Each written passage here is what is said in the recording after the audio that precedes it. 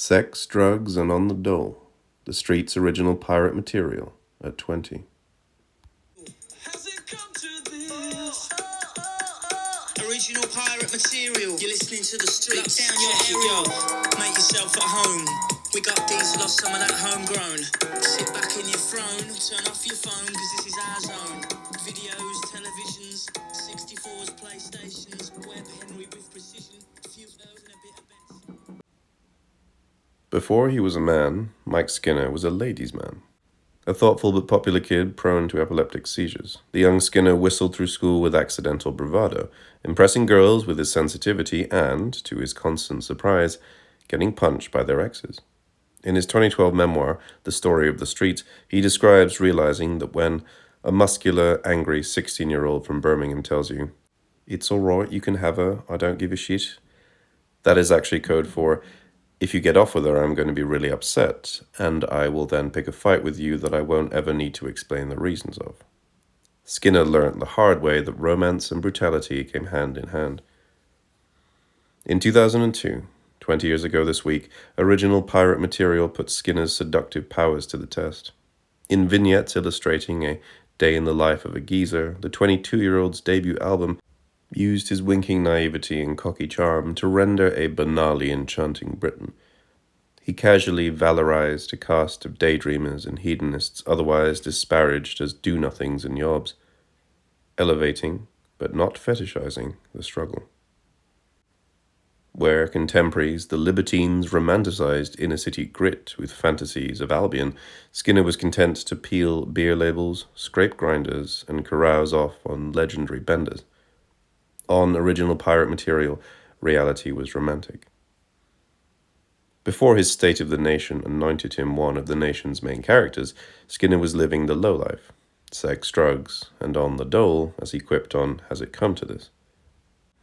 He had grown up in a semi-detached house in suburban Birmingham, parlaying his rap and engineering obsessions into experiments with Casio keyboards, tape loops, and LL Cool J-inspired verses. One day a girl at school got wind of the secret project and mocked him into early retirement. He quietly rebranded as a beatmaker about town. It wasn't fucking 8 Mile, he admits in his memoir. It was just a load of kids driving around in Ford Escorts, smoking extremely strong skunk. By his late teens, he was back on the mic, finessing pastiche raps and bombarding New York labels with demos. Their response, that the scene was congested enough without opening its borders to the Midlands, sparked an epiphany. It was one thing to rap in my own accent, but another to make music that sounded like it came from the same place I did, Skinner writes in his memoir. The trick was to combine the storytelling of his beloved East Coast hip-hop, primarily Wu-Tang Clan, Nas, Erick Sermon, and Gang Starr, with homegrown garage beats, kitchen sink scenes, and, on debut single Has It Come to This, a slice-of-life chronicle evangelizing about the comforts of urban decay. When the single went top 20, an emboldened Skinner rented a room in Brixton to finish his album, recording vocals in a sweltering wardrobe stuffed with bedsheets. He became a connoisseur of TOG ratings. The thickest possible duvet is best for the acoustics, but you need to physically survive as well, his memoir elaborates. He was hoping the bedroom LP would impress a few junglist mates in Birmingham. Instead, within a month of its release, he was nodding vacantly at Brooklynites in ironic wife-beaters as they pronounced him a man of the people. In a typical review, Uncut's Simon Reynolds named Original Pirate Material his album of the year, aligning Skinner with Irvine Welsh in the way he creates an authentic poetic spark from the base materials of UK demotic language.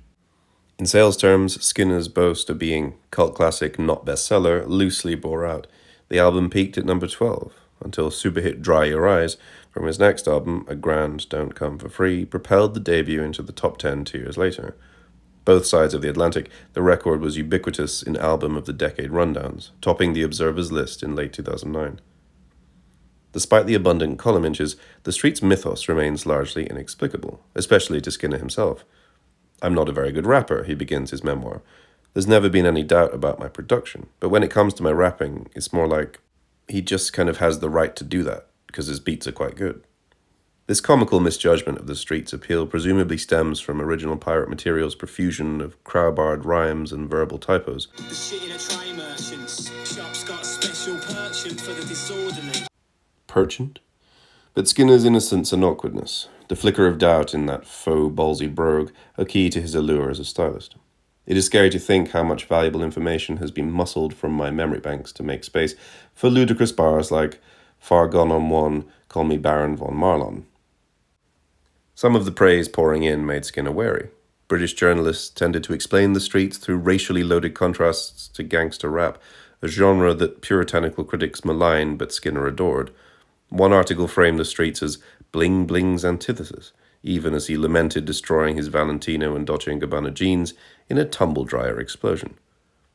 He played the part regardless, navigating early press in chaotic fashion.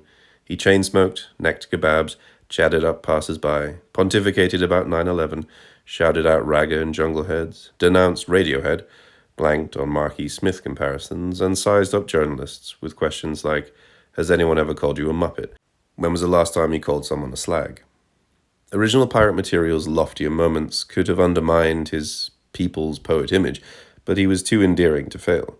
Set to grandiose strings, Turn the Page portrays a gladiator emerging from a Ray's garage, extravagantly depicting Skinner's split from the UKG scene. That the man hyped as the laureate of stoned video gamers was suddenly spouting messianic prophecies a minute into his debut album should have boded poorly, but it made a funny kind of sense. Skinner rarely tried to be likable or even relatable. He wanted to be understood. Egomaniacal delusions and all. Weak Become Heroes introduced us to his sentimental side, as well as his genius invention, European Bob, described by Zadie Smith as an archetypal figure for our generation. A derelict raver come sage akin to Peep Show's Superhands.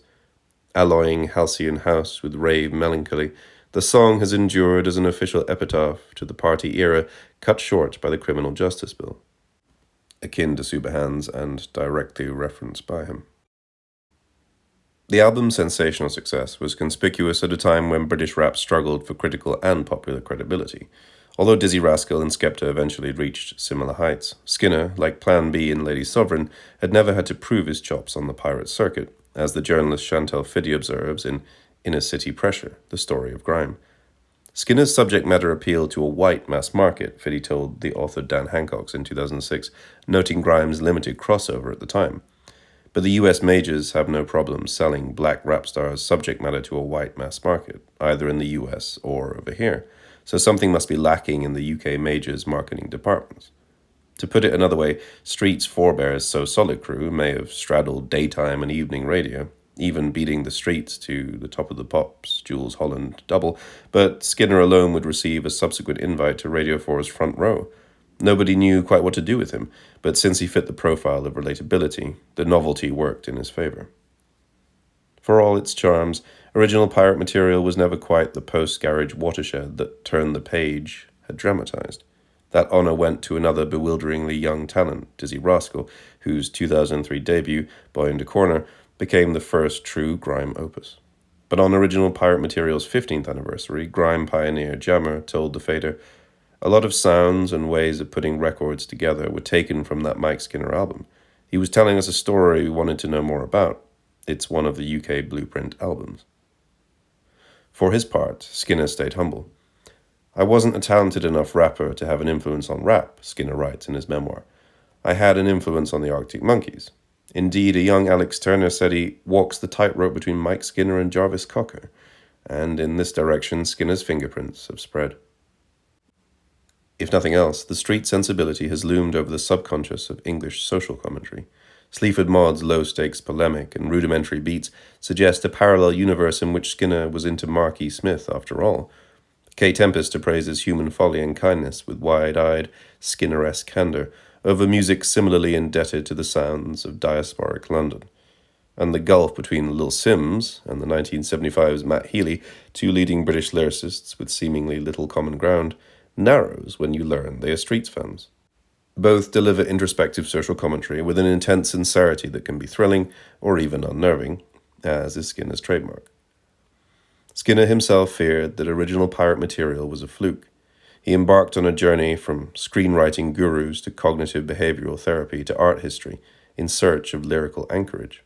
It led him to a set of country songwriting manuals, whose wisdom informed many songs that endure, and also plenty, amid the cod spiritual koans and war of the sexes platitudes of his later records, that does not. By that time, 2004 follow-up A Grand Don't Come For Free had already secured his legacy, but original pirate material defined a moment of its own. In 2002, the album sliced through a culture steeped in aspirational politics, as movements ranging from rock and roll star Britpop to survivalist gangster rap were cornered into echoing the neoliberal credo that the underclass is here to stay, but you can get out of it if you grind hard enough.